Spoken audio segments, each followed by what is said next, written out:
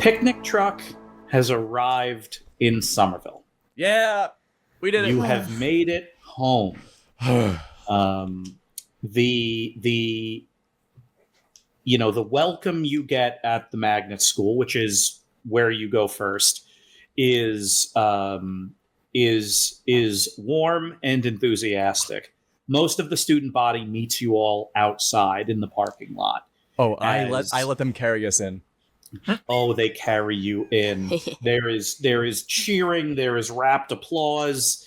The entire replacement varsity team is greeted as heroes. They're the robust core of school nurses. Take down all of the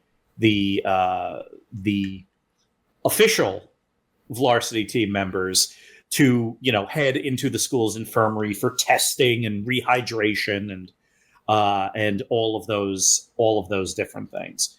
Over the kind of solid day of driving that you all did from Philadelphia, even though you stopped in Oneonta, New York for a farmer's market, the varsity team looks drawn. They look pale. They look tired. They've been trapped underground for several days, and now they are in the hands of skilled medical staff that are taking a closer look at them.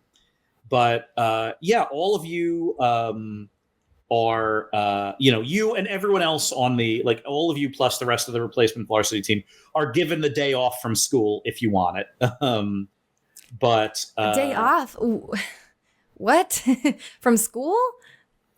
Yeah. We're probably really behind on a lot of stuff since we missed a few days. So you're having this conversation in Assistant Principal King's office. Ugh. Which is Zlobs, you've been in there before. Morgan, Darby, Mindy. You have not been. It's literally a snake pit because Assistant Principal King is an enormous king cobra. So there's a desk and bars sticking out of the wall for King to kind of slither through.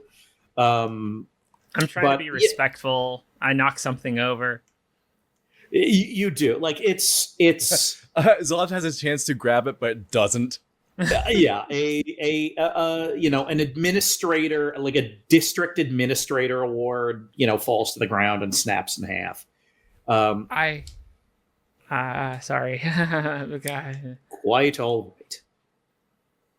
You've had quite the adventure. And while, yes, you are certainly behind on your studies, you are behind for good reason. So if you feel like you need it, you can all take the day and return tomorrow.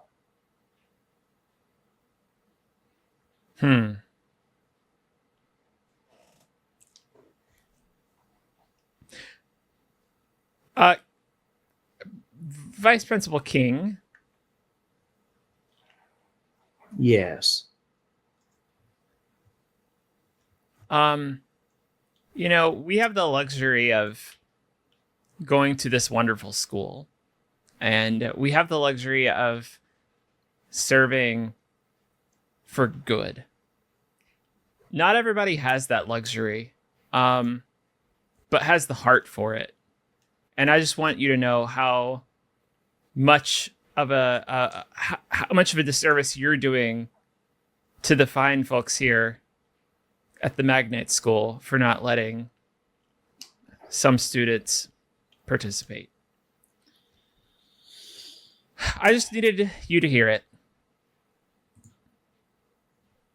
No need to respond. Come on, sunflowers, let's take the day. So will we still be able to meet one-on-one with a couple teachers before we leave the building? Or is this, do we have to leave right away if we're taking the day? Perhaps if I could just check in. Maybe there's some reading I could catch up on. Of course. Like a speed You're not school being day? forced to leave. I'm just trying to do something charitable given all you've done for us. With all due respect, I'm sorry. Assistant Principal King, I think Morgan's about to force me to leave. I'm sorry you didn't see this, but I rolled my eyes behind my sunglasses. Just want to let you know. At me? No, roll no, your no, eyes? no, no, no, no, no, no, no, no, no, no, no, no, no. I respect you, Mindy. You're great. Morgan, if you'd like, you can roll a 2d6 plus charm roll. Okay. That is a 12.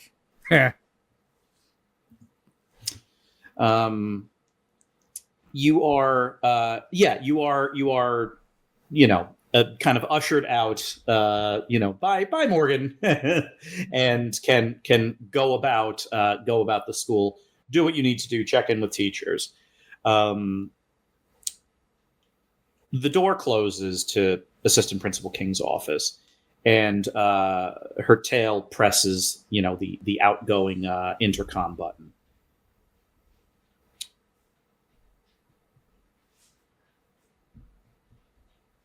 Carl, get me the number for the Blattmaster's house. One other thing. Mindy, so you're all walking, and as a team, of course, and you round a corner, and Lisa Lemon Wedge is there in full regalia of Hall Monitor, and looks at all of you, nods. Mathers, a word? Yes, of course, Chief.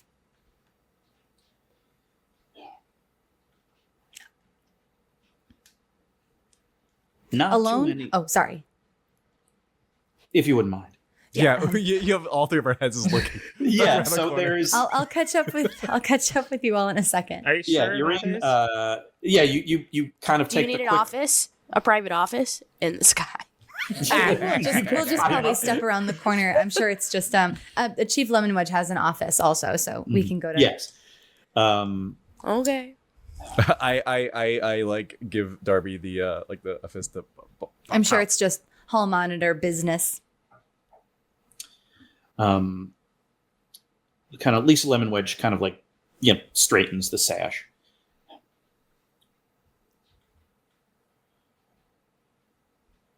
Mathers, after the first couple of months of school this year,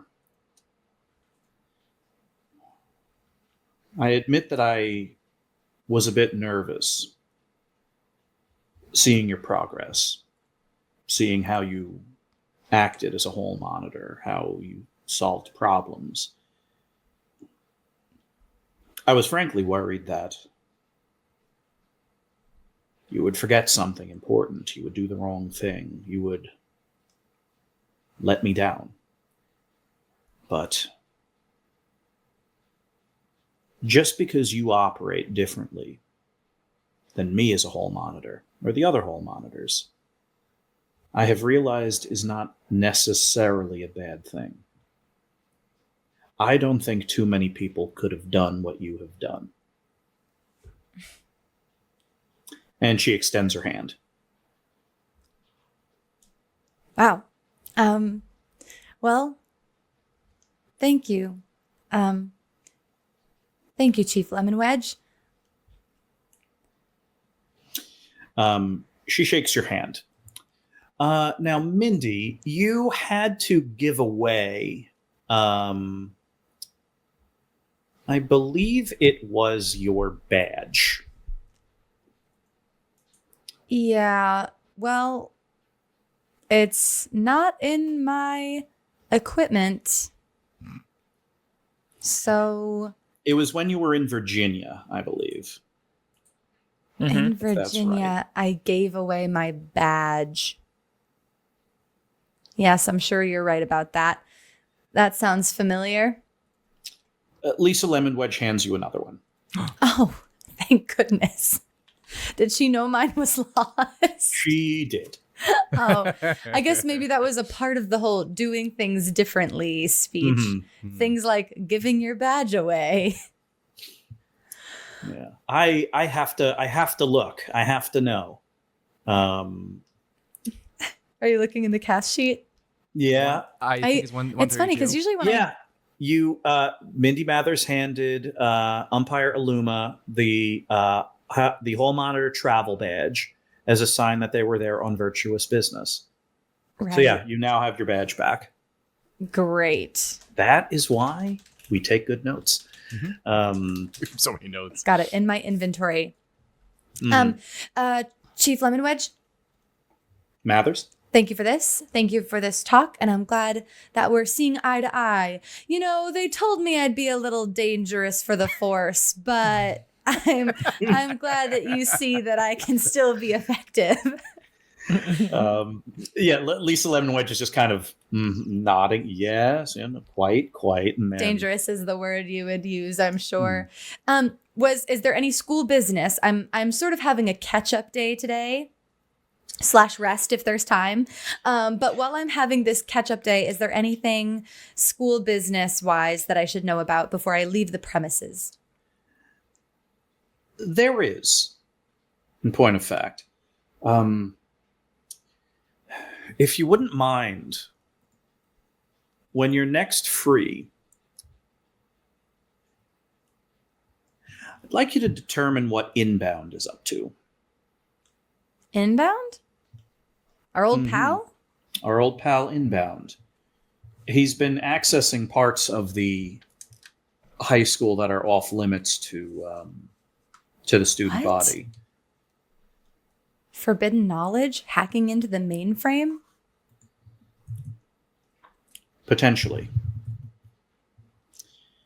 But as a friend, as much as you are an investigator, I would like to know why. Of course. It is interesting that you assign this to me, though I am happy to do it. Just seeing as that Inbound is one of the only students on campus without a mind per se. I have noticed this as well. Maybe you're trying to sort of help me grow as an investigator.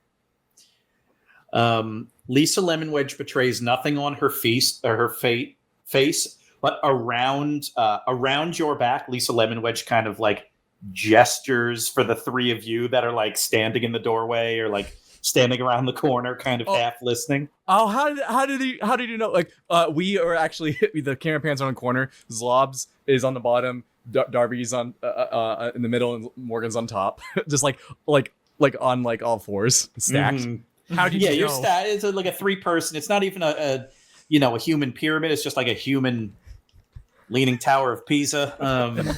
So you're all around, and you all come forward and gather up Mindy. Lisa Lemon Wedge simply says, "Well, I trust you with this one." Oh, Wow. Well, thank you. I appreciate that. You can trust me with this one. And rest assured that I am on the case and I have some help from my from these folks as well. I expect nothing less. Go Sunflowers. Go Sunflowers. And I throw that's sweet of her to say. a prank grenade at Lisa. You throw a prank grenade at the chief of the hall monitors? I say catch. Just lob it to like into her hands.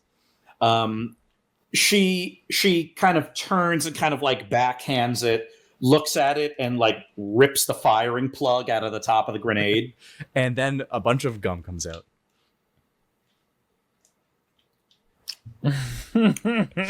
Pleasure as always. And she walks off. All of you get to do whatever it is you want at school. But here's what I want to happen. There are a lot of kind of threads right now, a lot of things going on. And I'm going to give you a bunch of information that you kind of naturally gather as you are like essentially preparing for your day off. Like you're checking in with teachers, you're getting your assignments. Well, at least Mindy is. The rest of you may or may not be getting assignments. You might be glad handing with folks, or waiting in the parking lot, or taking batting practice. But I will share a bunch of things with all of you, and I want each of you to. We can consider this, a study hall session. Each of you can do whatever you want to advance anything that's going on. But let me tell you, first and foremost, things that are going on at the high school.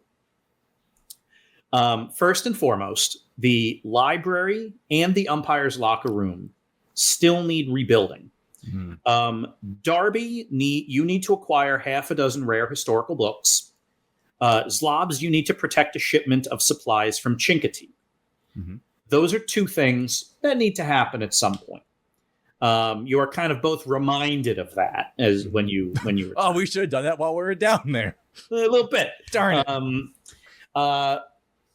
The Volworks requests an emergency meeting with Morgan, specifically Andrew Ababio and several of the John Smiths are like, we need to talk to the class president. So those are the things going on at the high school. Also, an assembly is being held in all of your honor tomorrow. Oh. So those are all the things that are kind of happening at the high school. Things that are going on kind of with you all specifically. There are two big ones. One, Darby, you now know the ritual necessary to drop a secure tether down into hell without creating a paradox or a rip in time and space to pull your friend out of hell and onto the mortal plane. You require a devil, an angel, and a human. And Zlobs has a soul pact with Neela Nightmare, and Morgan has promised to unravel it. Oh, so remember that, huh? I do. So those are the things going on in the high school and the things going on with you. Other things that are going on in Boston. Well, the biggest one is this. Kind of all of the news, all of the local news outside of the high school is about, well, the land. The ground in the last couple of weeks has been growing fallow. You kind of noticed it as you were driving back into town. Like, the closer you got to Boston, the more you saw, like, scraggly shrubs, trees that look like they are, further into winter, things like that. You also noticed as you were driving through Somerville, every single lawn, either people were watering it with hoses or their sprinklers were on. Everyone's gardens have like tarps over them or little makeshift greenhouses. What time of year is it? That's a good question. Whatever time it needs to fall. We're going to call it early fall. Mm-hmm. Yeah. Fall plus minus. Yeah.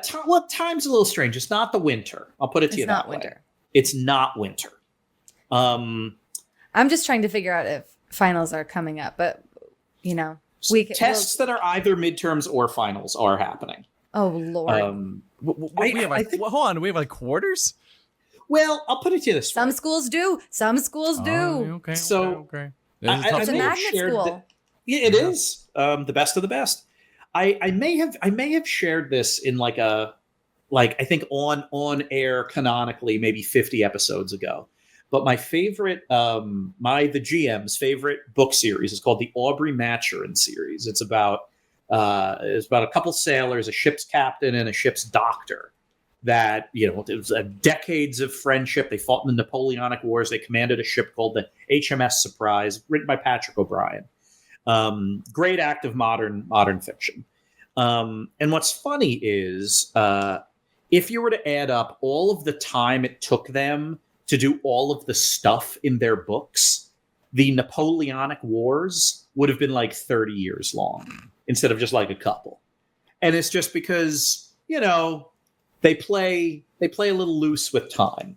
That it is whatever time it is meant to be for sake of the story. And so I kind of subscribe to that, for this. Mm-hmm. Like, some time has passed. It's still freshman year. Mm-hmm. And it's about midway through the year-ish. but functionally, it feels like it's the middle of winter in terms of these plants and crops and stuff. Like, you know, in the cafeteria, there's like local news ticker. You know, there are like TVs in the cafeteria with like the local news, and everything, like every news story, every ticker is like drought, governor to address like emergency management, you know, crop yields, that like all of these different things. Wonder what that's about. Tough to say. Probably unrelated to anything that due to us. Almost certainly. We've only been doing additive things to the world. So all of that is going on right now. So none of that needs to be addressed right now. I just wanted to share all of it because I'm going to ask each of you, what do you want to do this session to, you know, figure things out, advance something a little bit, learn more? So whenever someone has an idea, let me know, and I will gather them all up, and then we will tackle them in some kind of order. I'd like to talk to Daddy or Father to get an idea of if he knows where some of these rare books might be held. Perfect. That is what Darby's doing. I'd like to meet with the Volworks, but I'm going to ask that Arno, the player, join me. Certainly.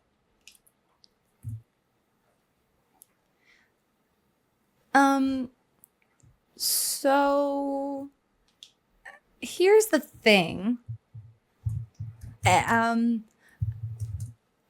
So here's the thing, and I want to do what I'm told as a hall monitor, and I've been given an assignment, but there was no real due date on that. No real due date. It didn't really seem like an emergency. And also, I know Inbound.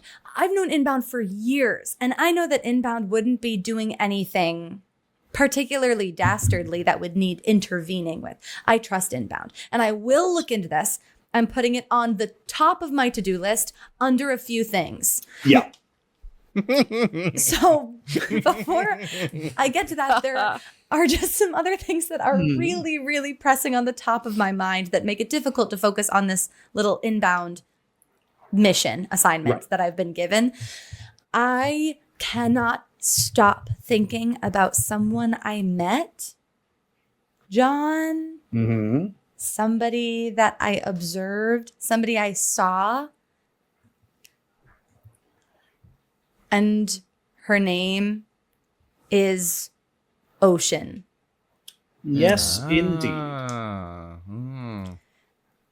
I haven't had a spare moment to even investigate a tiny bit where this other psychic has come from or is doing here in Somerville. Well, in the Boston area, the greater Boston area.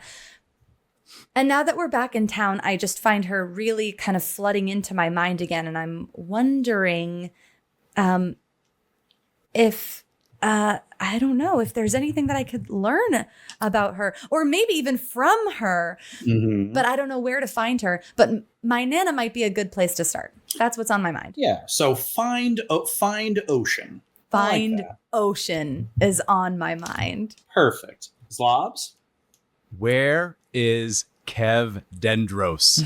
Tell me where he is. Yes. That will determine my actions.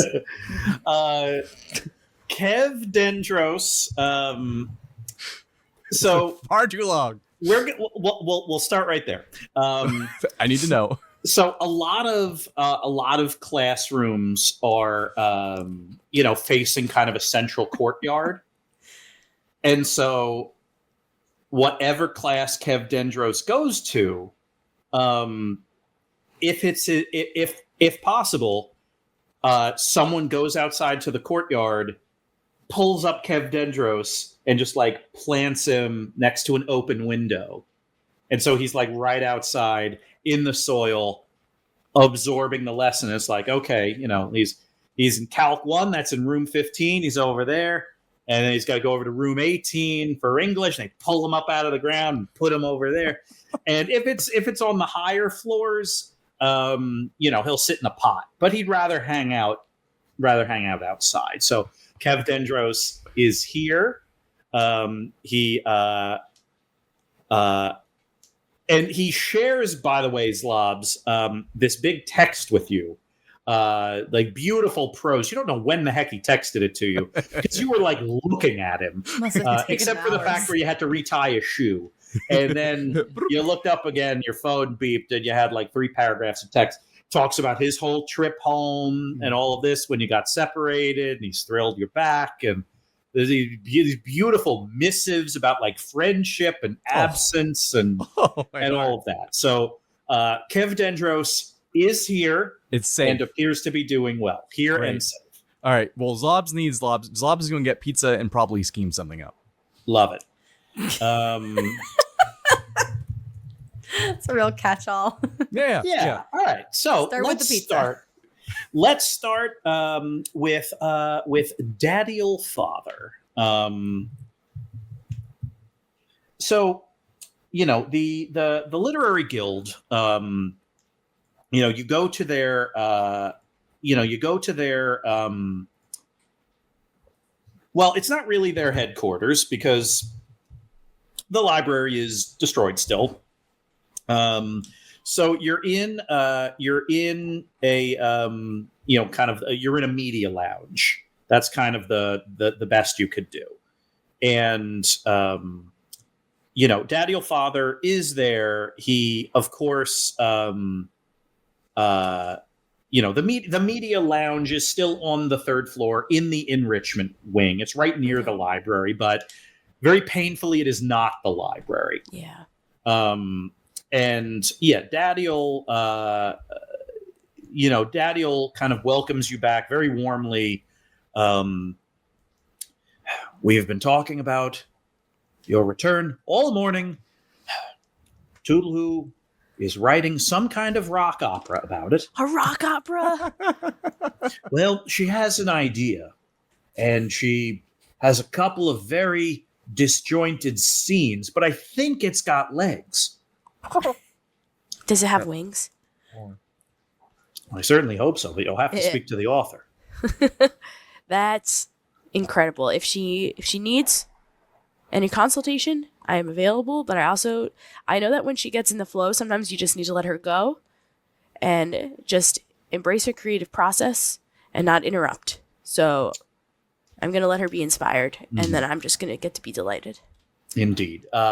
Daddy-ol' kind of points over his shoulder, and you see in the corner of the media lab, perched on the back of a chair, wearing headphones that are just a little too big, is Toodle-hoo, scribbling furiously in just like the tiniest notebook.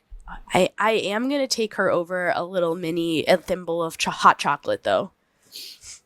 Give her some sustenance. And then just put one little mini marshmallow on top. She takes it without looking and it's just like, and like puts it down. And then you go back to talking to Daddy-ol' Father. So, as you can see, we have yet to make any progress on the repairs of the library. Well, it's not entirely true. We've salvaged what we could. We've patched the roof, but it's frankly incomplete until we rebuild the rest of the collection. Yes. And I fear that the longer we wait, the closer, the tighter the workshopping period will be for the spring play. Well, then we need to get started. And I'm sort of riding a high right now of school spirit. And that's why I wanted to come talk to you, because I think that I can start trying to find these rare books that we need. But Understood. I'm not totally sure where to start. Quite right. It's at around this time that you hear a "Thanks, Darby" from the other side of the room. You got it, Toots. Yeah, the tiny headphone. Like you look back and you see Toodle like with one headphone out like this, and pouring out of that headphone is just like the loudest, like screamingest, like metal music, and it's just like it's so loud. And she puts that in as quiet again. But yeah, I just want to make sure. I just want to make sure you don't miss this really important question in the chat. The question is: does she doodle with her talons, or her beak, or her wings? She writes with her wings. She doodles with her beak, and her talons are what she uses to stamp rivets into her leather jacket. It's just like a little leather jacket. Call that ambidextrous. Mm-hmm. Who family? Ambidextrous. Ambidextrous. It's somewhere in there. So Don't get this mad at seems me. to me, Darby, to be an investigate a mystery. Well, that's not the most accurate, I suppose. Well, it is. It is. The questions aren't a perfect fit, but roll investigate a mystery and see what we can come up with. That would be a 9. Okay, so with a 9, because you have Daddy or Father here, because it's not a mystery insofar as like I'm solving a mystery. It's more like I'm trying to figure out where to get something. Yeah. Let's play a little game here. You can ask one question from the following, but you can change one word in that question. Oh, okay. Whoa. Um. Huh. Okay. All right, my brain is going is making questions that aren't helpful, like what sort of creature ate it and things like that. Although maybe that's relevant. I mean, follow your instinct. Let me just take a look through all of them real quick. Sure.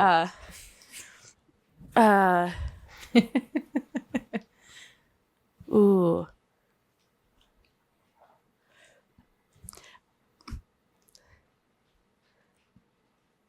What book is not what it seems? I love that. Not what I was expecting. That is better. Better than And we are going to have a canon changing answer because of this. Ooh. So Nice. the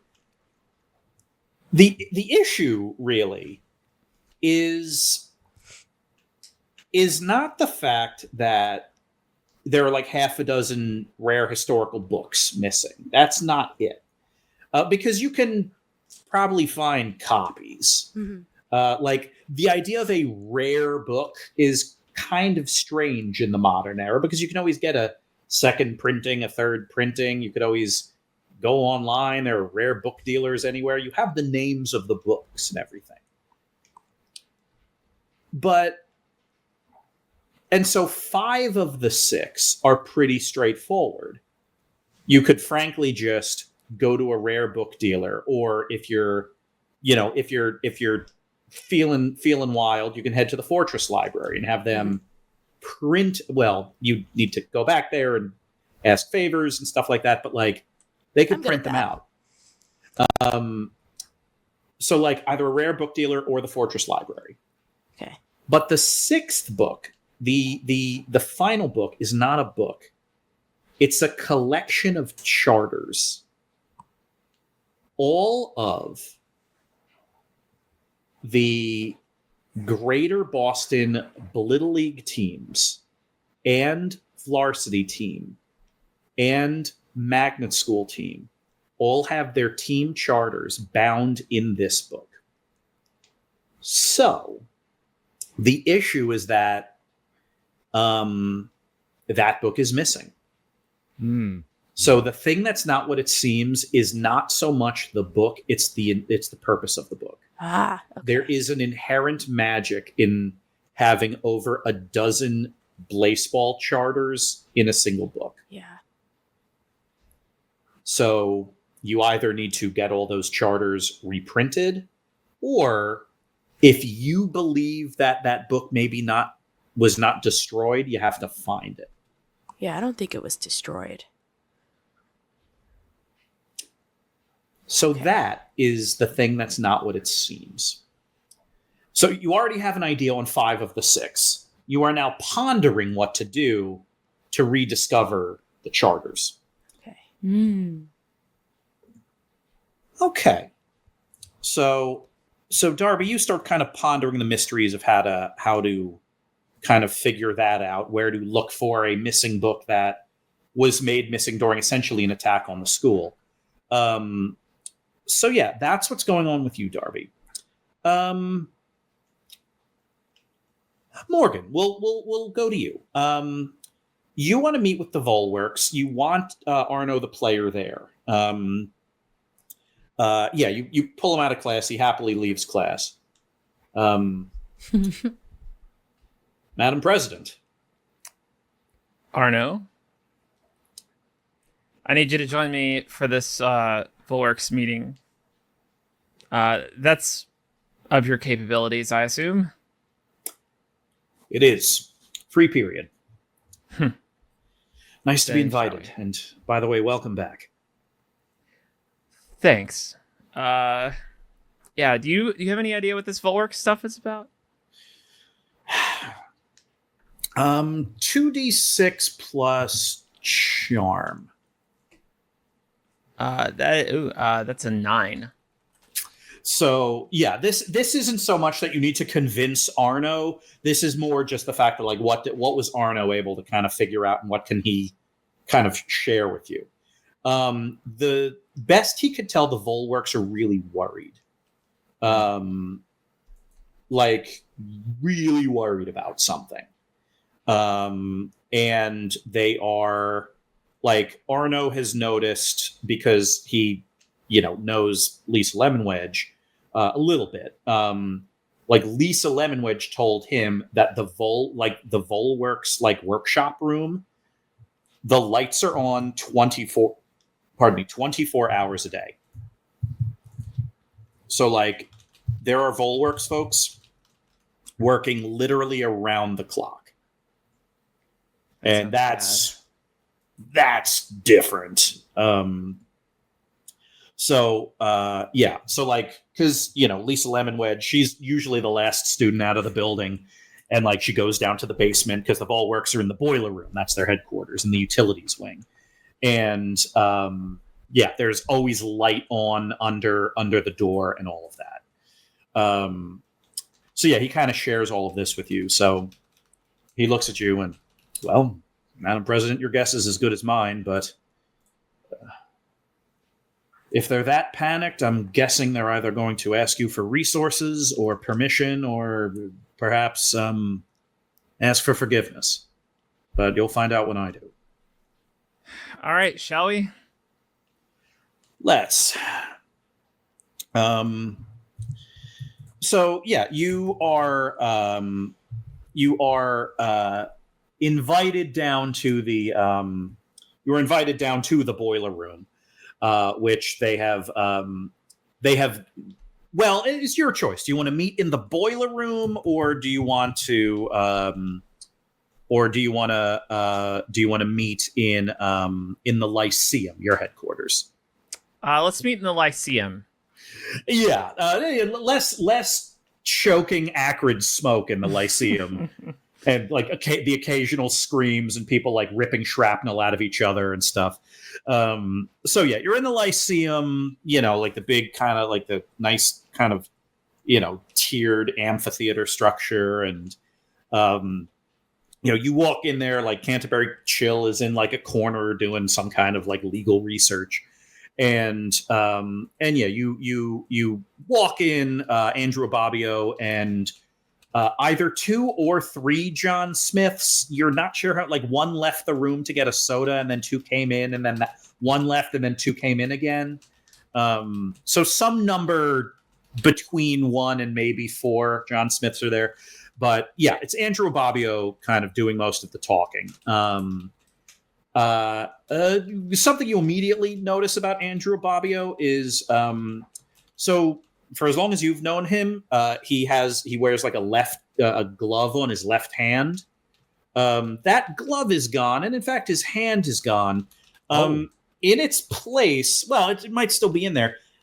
In its place is a cylinder of iron. Okay, what happened? Well, Madam President, you'll be pleased to know that this has nothing. He like taps it, and it's giving you like. Is he canon? Is he the power of canon, but with 2 ends? Serp. He's hoping that's not the case. In fact, okay. Yeah, he has. He said, "Well, you'll be pleased to know that this is not what I want to talk about, but I will tell you, my arm's been acting up, and until I know what's going on with it, I have encased it in cold iron. By the way, I'm telling you because I'm going to tell everyone I know. If I come to you and ask you to remove the lock on this, please do not." What's going on with Volworks? Okay. Well, let's see what's happening. He takes out a thumb drive. He plugs it into the the overhead projector and starts going through a slide. I will condense it down because Andrew Bobbio speaks in one 40-minute long sentence, with commas and semicolons and dashes and ellipses. But I'll boil it down to like the 1-minute version. Andrew Bobbio is trying, and the rest of the Volworks, is trying to figure out the origin of this essentially crop blight that is not only affecting Boston and the immediate surroundings, but appears to be spreading. He is nervous about it because he believes that the speed of decay is accelerating. And all of this you kind of follow. Like he's taking graphs from various graphs from the various news sources. Various Blittle League, like all the Blittle League teams have been doing like scans and studies, and he's aggregated all their data. So a lot of this is like good science, good science, good science. And then the last few slides are like hand-drawn and could best be described as the middle of the night musings of the obsessed. Andrew Bobbio believes that whatever is causing this is buried deep, deep, deep below Somerville. And the big ask he is making is he would like to essentially sink a drill shaft like half a mile into the surface of the earth beneath the high school. I'm going to tap the microphone on my lapel.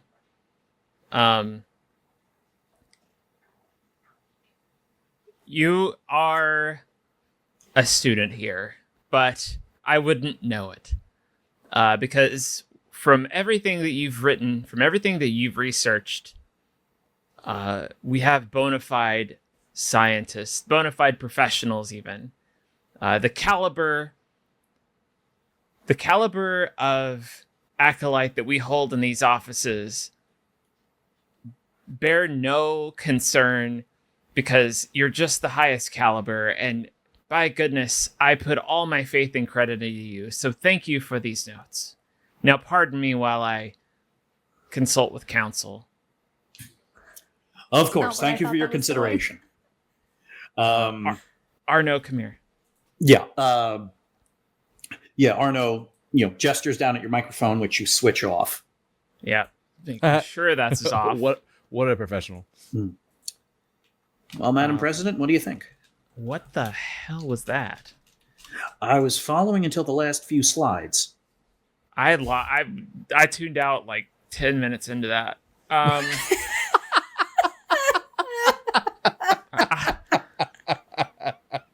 I just kept droning on and on. Ah, God. Arno, can you take care of this? I don't know what to do. Wow.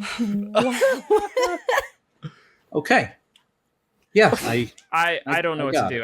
I've got a lot of stuff I got to take care of, and this I can't be dealing with like scribbled nonsense. This is too much for me.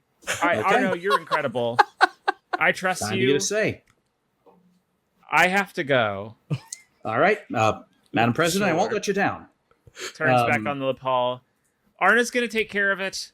I trust Arno. Arno is a really good student here as well. Incredibly professional. I'm sorry. I'll definitely keep tabs. I have to go. I turn off my lapel. Yep, and off you go. Yeah, I would like to make. Go ahead. Well, as you're walking out, like, you open the door, and as it starts to close, you hear like Andrew Ababio just like jump right in. You hear the sound of like papers shuffling, and Arno's just like, okay, all right, well, slow down. This is what's that thing? Oh my. And all of that, and Andrew. as you're walking down the hall, like 2 or maybe 3 more John Smiths run in with like little mock-ups of what looks like a giant bomb and like a pendulum and like all these things. They all run in. I've missed Andrew. God. Yeah. I would like to make a very quick text message before. Sure. So I'd like to send a text to Eleanor. Mm-hmm. Eleanor, we haven't spoken in a minute. But hello. I have a request. I need dark, deep information on Neela Nightmare. Oh, I'd like to call in my favor. Wow. Oh. I've got more important things to do. Eleanor Clock. Let's go. Texts you back a meeting location for after school. Oh, be careful, Morgan. Okay. So to refresh the chat and our fans, why are you so confident that Eleanor owes you this favor? I texted Eleanor a long time ago. With this sort of like essentially like, hey, I think I saw them on a ship cam. I sort of text messaged them and like let them know, checked in, and then they were sort of like, yes, talk to me whenever you can. I owe you a favor. Yep. Oh, And you're blackmail. No. Oh no. And Just yeah, that- it is on your sheet, so you are cashing in the Eleanor question. Mm-hmm. Perfect. Yep, we can deal with that later. Zlobs, Yes. what do you want to do? We pan up the Zlobs and we hear the sound of a crowd roaring and the crack of a bat, and we see Zlobs feet up with a large soda and a hot dog in one hand, and the other hand a giant comically large pizza as he's watching a Boston Flowers game. Nice. Yeah, you are having quite the time. How are the Flowers doing? Well, they're it tied, but it's early. Against the Pies. Ugh. against the ironically enough, against the pies. Yeah, Zlobs. Oh, hold on. I'd like to give Zlobs a call. Yeah, your phone rings. Hello. I put whoever's speaking on speakerphone. Hello, is this Severus Zlobin, formerly of the Blittle League Office of Tactical Intervention and Bake at Home Pizza Kit Sales? Sure is. What's up? This is Darby, Darby. formerly of Heaven. Wow. I feel like that was a flex, Darby. Well, it's no Little League Office of Tactical Interventions and Bake at Home Pizza Kit Sales, but it's pretty impressive. That is true. Well, I'm here because on the phone with you because I was just talking to Daddy or Father. Go! Safe. Okay. Sorry. Someone just. Is that good? Is that a good safe or a bad safe? Someone just stole second. Oh, so it doesn't matter. It's good no matter what. Yeah. We're always happy with a steal. Oh, I love a steal. So Zlobs. Yeah. Okay, so I got a little bit more information about the rare books that I needed to find for the library. But one of them I think you might be able to help me with, because it's not actually a rare book. It's a collection of all of the charters of all of the local Little League teams and the varsity team, and it's gone missing since the attack. And I thought maybe with your more formal official connections to Little League, maybe you would have heard of this or have any idea what sort of magic was contained or where to find it. Like who could have taken it? Any ideas of where I should start? Meet me in the North End, and I text her an address. Okay, I'll see you there. Cool. And afterwards, what I address? text. What address? You'll find out. What address did you? You'll find out. Don't do this. I also send 3 other text messages, 1 flower emoji to each person, and then Darby arrived at that address, and she's in front of Pizzeria Blagina in the North End. She opens the door and sees at like a big booth table with a big old pizza just being served. Zlobs, Susie Chen, Kev Dendros, and Vespa Platt Masters What a sitting around a table. What is happening? I'm worried now. Oh, hey Darby. There's a sauce-stained napkin tucked into Kev's leaves. Oh, you've assembled the families.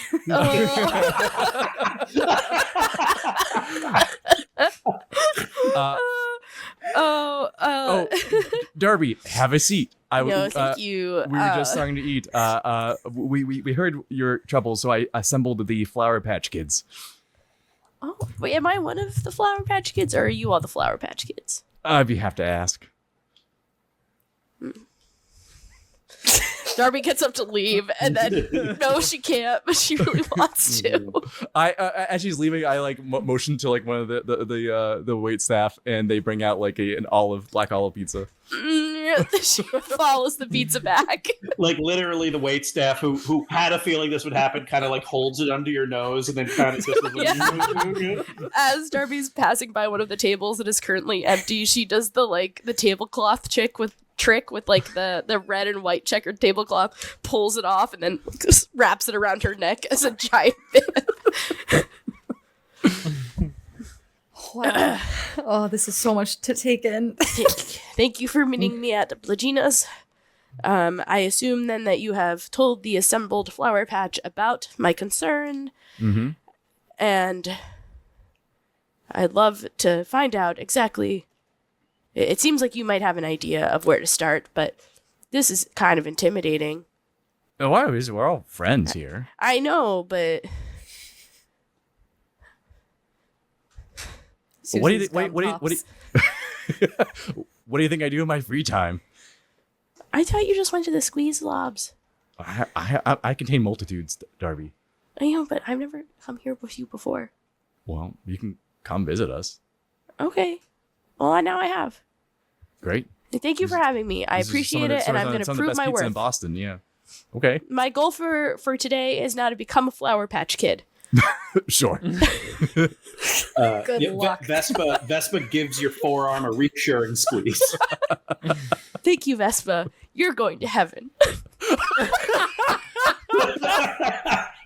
First time you've ever promised that Wow. to anyone, and the implications are Is that terrifying. within your pay grade to do? I don't think so. Wow. I'm pretty sure that was the best line of Blittle League I've ever heard. You're going to heaven. What a promise. That's when you know Darby's desperate. You know this is an impossible ask. They can't have 2 sunflowers on the Flower Patch Kids. They would have to assemble a second in command from every other team present at the table. Do you know how this works? No. I mean, no, yes, but no.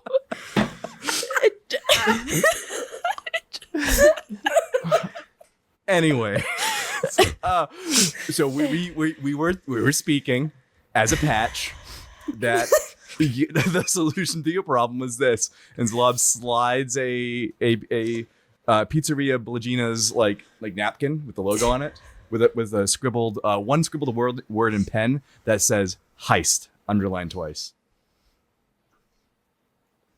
and all 4 people smile at you. I take a pen from the checkbook in the table near us, and I flip the. Oh, I'll give it never right. And I write one word on it, and I pass it back to Zlobs and give the pen back. No thanks. Be a good tipper. And it just says, where? He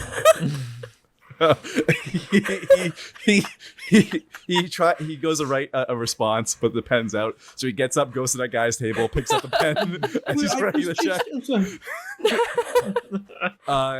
He writes down one word, slides it back to you, and it says Bachman. Ooh. Darby, do you still have the pen? Zlobs? Yes. Yeah, okay. Takes the Oh, pen, there you go. just draws a line straight through the name Bachman, and holds it up to everyone. Oh, you don't like that idea? No, I don't like her. Oh yeah, neither do we. I don't think we should kill her. It That's not sounded what I'm like saying. You wanted to kill her. I realize that now. Yeah. It's also, the I whole think, restaurant went silent. what I meant. There's like a glow. There's a couple eyes forming in certain spots. Yeah. That's not what I meant. Like you can see like Susie Chen, like face is stone, but like behind the stone is like, geez, we have to kill somebody. We're not killing anybody. No, that's not what I meant. She's got so much security. ... But all securities have their flaws. ... I guess I could hit a moving target at 500 meters. ... And she's like, no. What?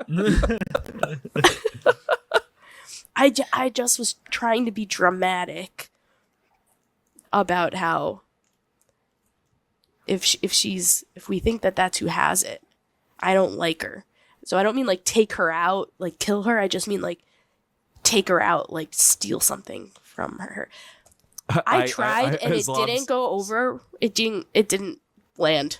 And that just really shows that I need to not be shaken by being in front of all of you as the Flower Patch.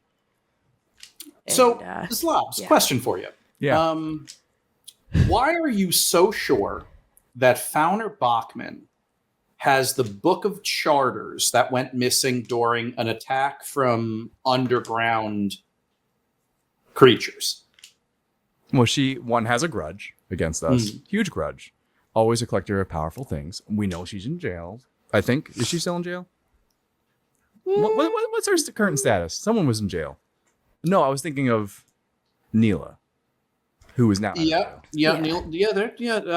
Fauner Bachman, I think, has legal troubles, but is currently free. Okay. And I get intel from Kev Dendros. Okay. Well, let's The see how trees accurate. talk. Let's see Yeah, how the trees accurate talk. this is. Give me a 2d6 plus sharp roll plus 1 for Kev Dendros' help. Oh, bless Kev Dendros. We have a 12. Oh my goodness. Okay. Through the power of dice, Fauner Bachman actually has the book. Oh my gosh.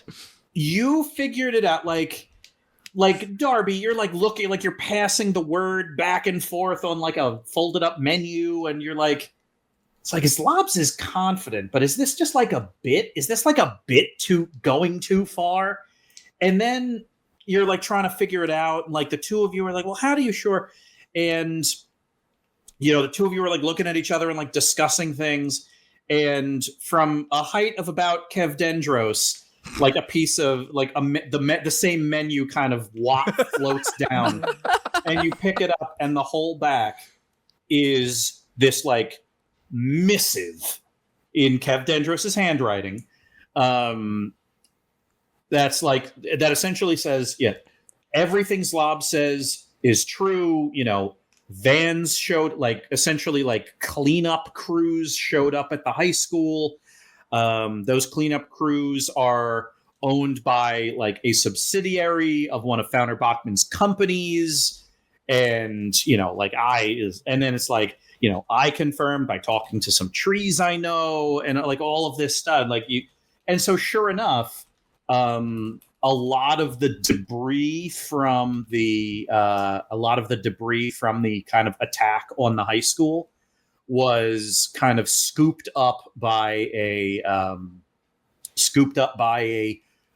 cleaning and damage mitigation company owned by Bachman. So somewhere Fauner Bachman has the Book of Charters. This is the best and worst possible answer, Zlobs. And it's an answer. Yeah. It's this, or get all of the charters remade, re-signed by all of the teams, but then she still holds whatever magic is in that book, and we can't let her.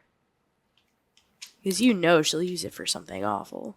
I passed Darby another note that says heist ? Y/N. Darby circles the Y. Nice. Let's switch. I love that. Mindy, how do you want to investigate Ocean? Oh my. Well, we just got home. We kind of came straight to school. Right. To bring the traveling team to triage. And so I haven't spoken to my Nana in a while. So I think that actually it would be both a good place to start to see if Nana knows anything, and I kind of just feel like I should check in with her about all the goings on, the news, etc. Yeah. So you towards my house. Gotcha. I'll bike there. But quick question, is there any chance that the bike maintenance club happened to service my bike while I was around and it was left chained up at the school for a long, long time? Yes. They after so what's great is they saw the bus coming and they're or picnic truck coming in the distance, and all of the scrappy members of the bike maintenance club look at each other. It's like, come on, everybody, this is what we trained for. And they go inflating tires and sandblasting off rust of all of the different bikes of all of the different returning heroes. That's amazing. Sure enough, yeah, your freshly maintained bike with a freshly oiled chain and all of that is with a new lock on it, with the keys still in the ignition, so to speak, is right out front. So I am gonna write them a thank you card that is so sincere. They are never gonna have read anything like it.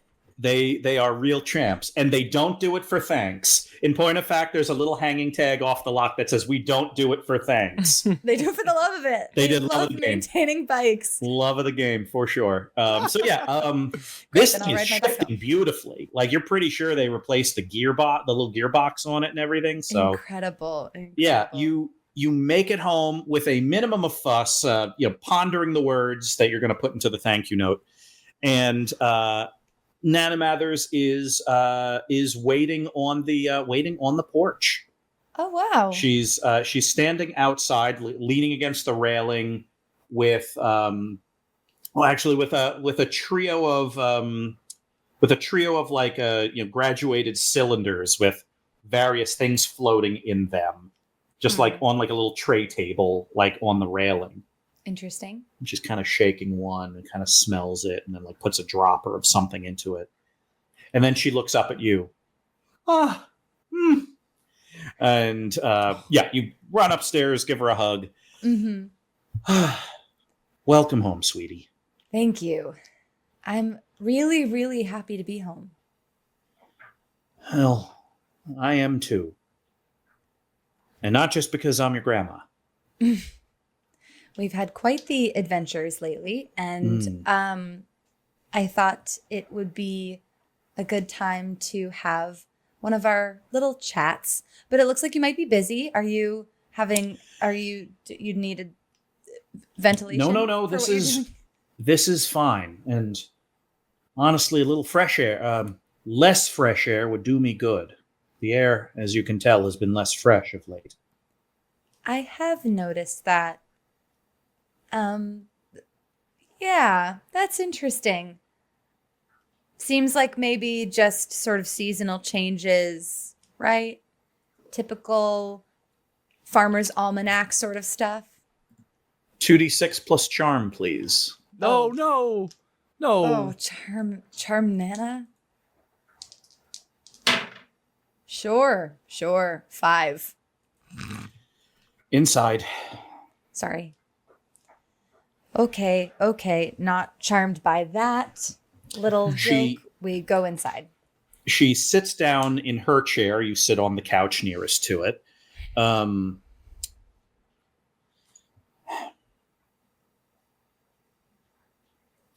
Who read the book?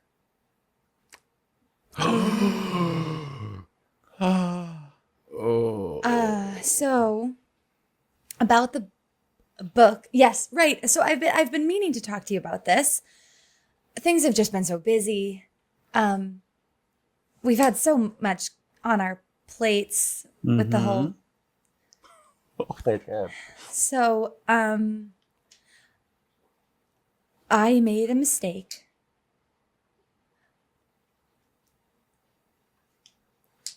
And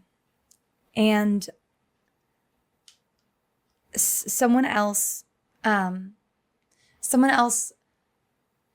got a hold of the the book, and I made sure to get it back right away, and I think that a lot of bad stuff could have happened, and I know that. I'm very protective of the book. I hardly ever open it, except in emergencies. And all that happened was I happened to see something.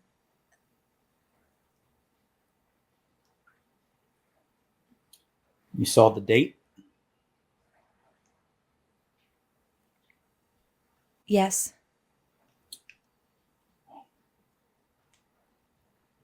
But this is fixable. Maybe it's better that I know. Don't you think? This doesn't mean that I'm going to be the cause of.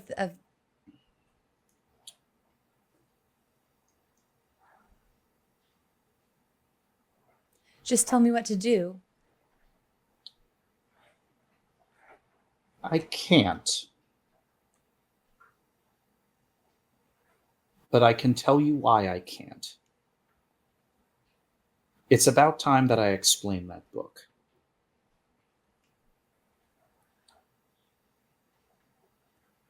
The Book of Leviathan is a history book written out of order from your perspective, because you are walking along the timeline in a straight line. The Book of Leviathan is probably the greatest book, the greatest artifact that me and my colleagues, and perhaps you and your colleagues, have ever written. I don't understand, Nana. The Book of Leviathan does not move through time the way we do. The Book of Leviathan exists and can be read at any time. But what's in that book is strange, scary, and confusing to someone like you or someone like me at any given moment. In that book, I've only written a few pages.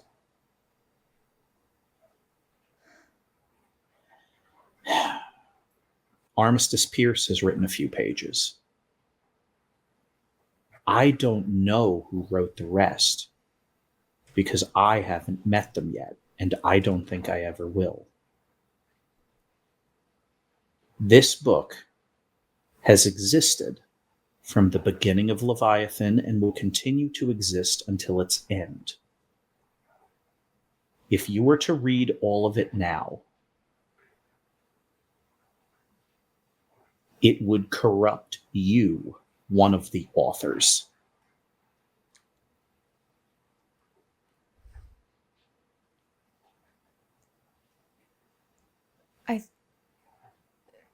I thought it was just a book of your war stories. Some of them are.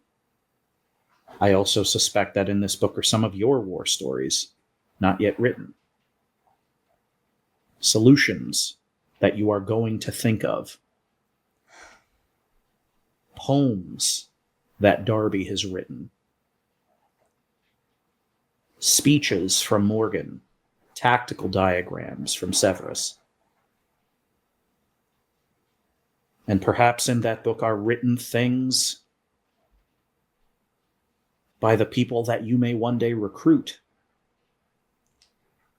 When I was turning pages, when I was in difficult times, I was about to be lost, I thought that it was you saving us every time. And that may be true. I have a feeling that if I look at the first page of the book, it'll be different than the first page that you saw. The book is wise because we made it wise. This book is the second best thing I've ever done. It can order the chaos of dozens of authors across hundreds of years, and pluck from it a piece of information that is most valuable, and give it to you at the exact right time. But if you read the book too quickly, too hungrily, if you open it up to a random page, the damage to your psyche, the damage to reality, the damage to how you think the world works could be catastrophic. So what you saw may be identical to what I have seen. It may be completely different than what I have seen. We may be talking about the exact same date or a different date. I dare not say it out loud. I wrote it down. Because you needed to. Yes.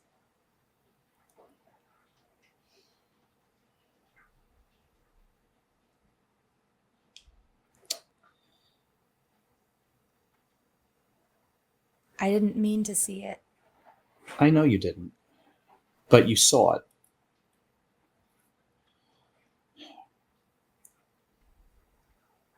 Maybe if I read a little bit more of the book, I'll know how to get out of it, how to undo it.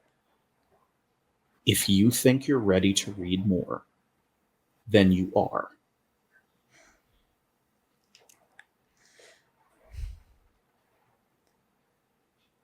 I don't listen, Nana. I think that I might know someone who can help. You know, I'm just one psychic, but I think that there might be somebody else like me, and someone who's different too. Someone who can maybe see things ahead. I think she might have something to do with this, or maybe she can help.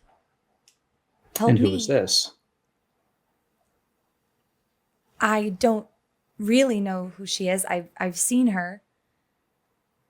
I've seen her outside Unity San Felipe's tower.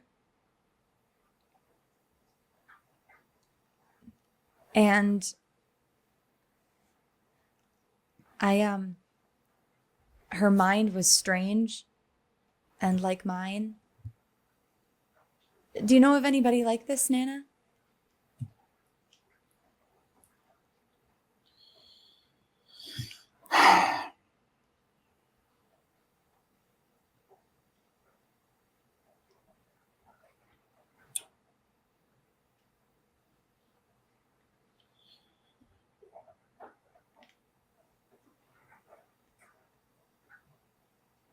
She gestures for you to hand her the book.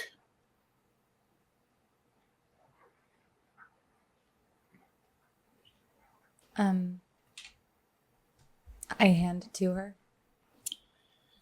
She flips it past the first couple of pages you've read. Mm-hmm. Doesn't look at them herself.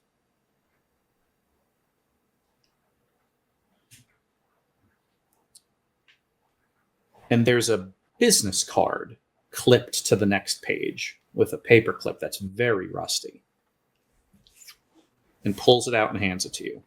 Yes, Nana, I knew it. I knew that she had something to do with this. I had a feeling, right? And I could sense her mind. And if she can look forward, if she was in the book, then it must mean that she's going to help. She's going to help me.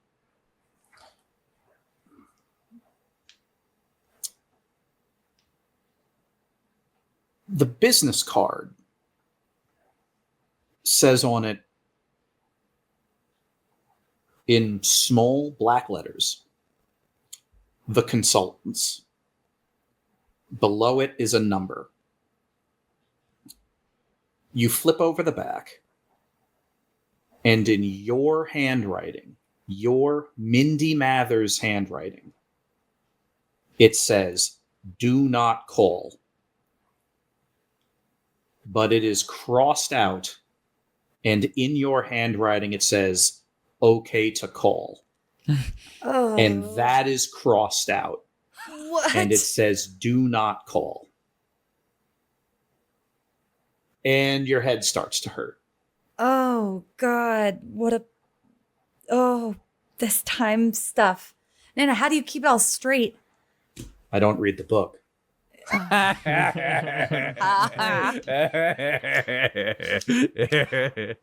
If you built me to read the book, you should have built me with a head that doesn't get headaches or something. She gets up, puts a hand on your shoulder, and walks into the kitchen to start making some hot chocolate. Ugh. And now you know how to call Ocean. I know how. I don't know if I think that I'm supposed to. And that is a matter that you must figure out. I'm going to ruminate on it. You shall ruminate. Morgan, where are you and Eleanor Clock meeting? Oh. The Lungstock. Ooh, good choice. Nice. You sit in the stands. There's a practice going on. The sunflowers looking... I don't want to say they're looking good. They are not. They're Classic. looking motivated. Oh, hey, that's something. That's Yeah. pretty good. The two of you sit on the bleachers. I offer a hug. She accepts. It's good to see you. Likewise. So, what do you want to know? Look, we haven't really talked in a little while.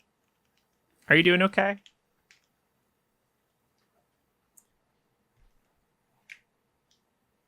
That question is a stone thrown into a still lake, and the ripples do not stop.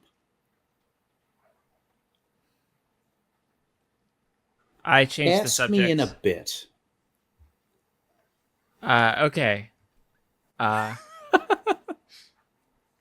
Feeling that.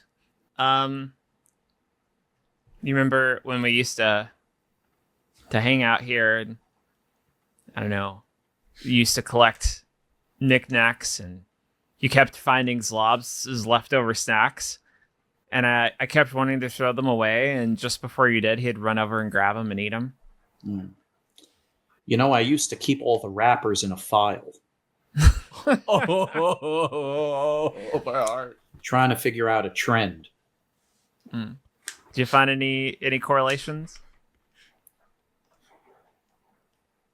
Chaos. That's Zlobs. Mm. And that's kind of what I wanted to talk to you about.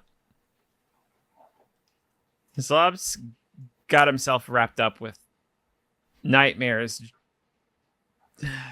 chaos. And he's found himself having a soul pact or something. Wow. I got I didn't got- think she would actually get someone to sign one of those darn things. so you know her well? Neela? Yeah. I do. Awesome. Okay. So basically I just need to convince Neela to rip up the paper, to scratch it off, to invalidate it. You can obviously help me with that. Like you'll help me with that.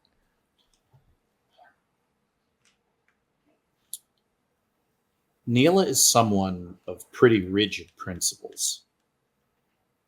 Contracts are contracts.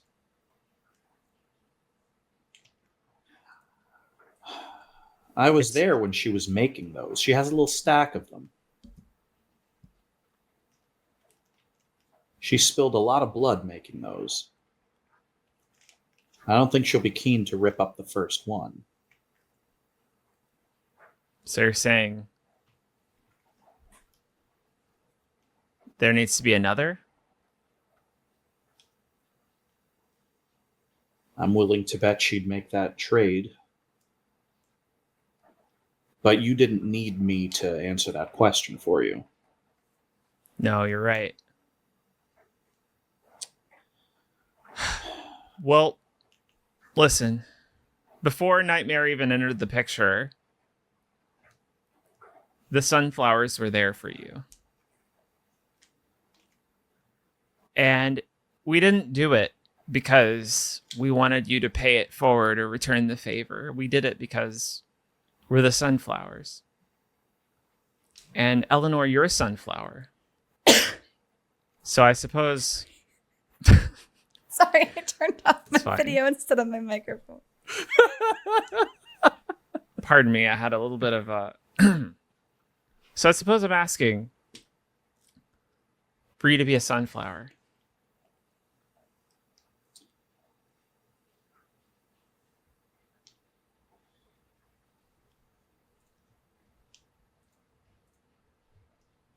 Best I can tell, there are two ways to break that contract. I'm listening. And I'm telling you this as a sunflower, as your friend, and as someone that I owe something to. I was there when she worked the ritual necessary to make these darn things. And just because she's my friend doesn't mean I agree with everything she does. Also, in telling you this, it is important to acknowledge that when someone enters an agreement with someone else, they should probably be prepared to follow through. It's Zlobs. I know it's slobs. I'm just saying it to absolve myself of what I'm about to tell you. The contract is a bridge between souls. That's what it does. It connects one soul to another soul to compel a behavior. The components of the ritual are a partition in Neela's mind. There's a part of Neela's mind that holds every contract she signs. So, the contract is in effect if Neela is aware of the contract, and 2, the part of her soul that it is tied to remains tied to Zlobs. Which means 2 things can break it. Ripping out a chunk of Neela Nightmare's memory, or inflicting a wound so grievous that the part of her soul that this is tied to can also be severed. Why not both? Just saying. So here's how this works tactically. For this contract to be broken, Neela Nightmare either needs to be made unstable with mental harm or be fully physically knocked out. I see. So either bad blow to the psyche, enough to scramble the part of her brain that keeps all her contracts, or doing enough damage to her physically that her soul gets jarred. It would be easier to do it mentally, but possible to do it physically. Eleanor, you didn't have to tell me this, but I appreciate it. And I suppose at the end of the day, I guess you've gained a little bit of respect that I've lost for you. Bye. And I leave. Eleanor chews on that one.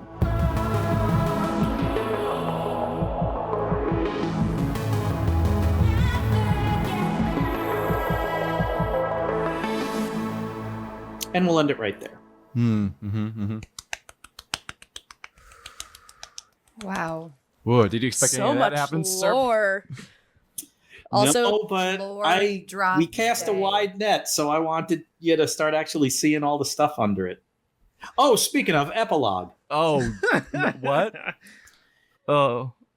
Blittle League Office of Tactical Interventions and Bake at Home Pizza Kit Sales. No, where could this go? Infirmary.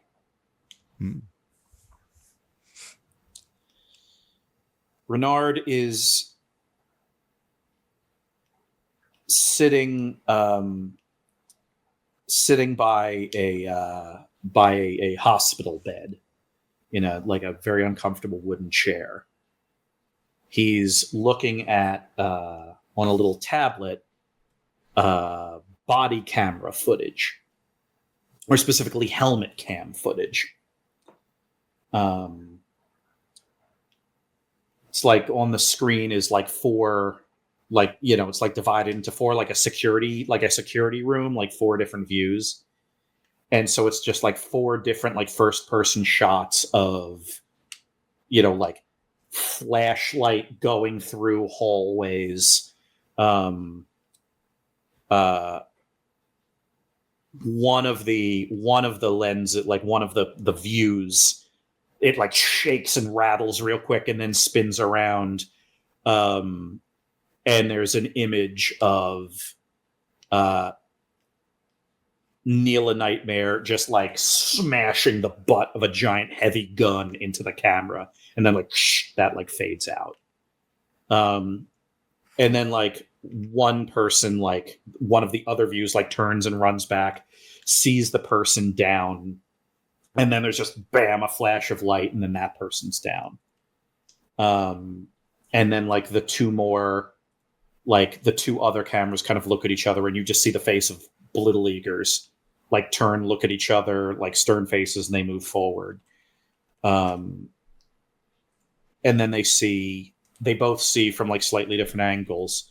Someone that looks like Mindy, it's not though, sitting in a chair at a laptop, like typing away at something. There's an exchange of threats. These two people are threatening her. Kestrel doesn't look up. She instead just holds up one finger. Give me a minute.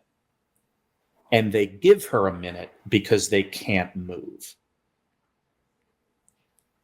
She closes a window, heaves a sigh, closes her laptop, puts it on a table, stands up, looks at the both of them, and simply says, "Winner walks out of here."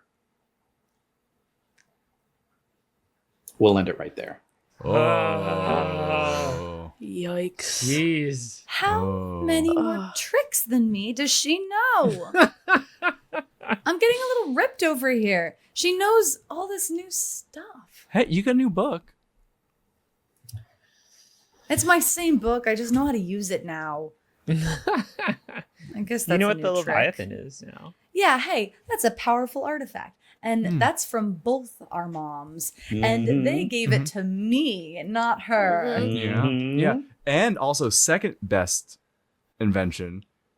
Mindy first best. So guess you know, You're thinking about the Mount Rushmore, you know. yeah. So definitely she is like, you know, at best top 3. Yeah. The third best. So like Yeah, you I are really you're a want whole I really want the telekinesis, though. That is cool. When are we leveling up?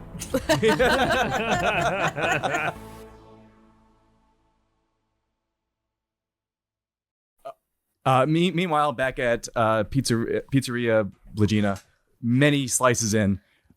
Okay, and there I was. My jersey was just smoking, right?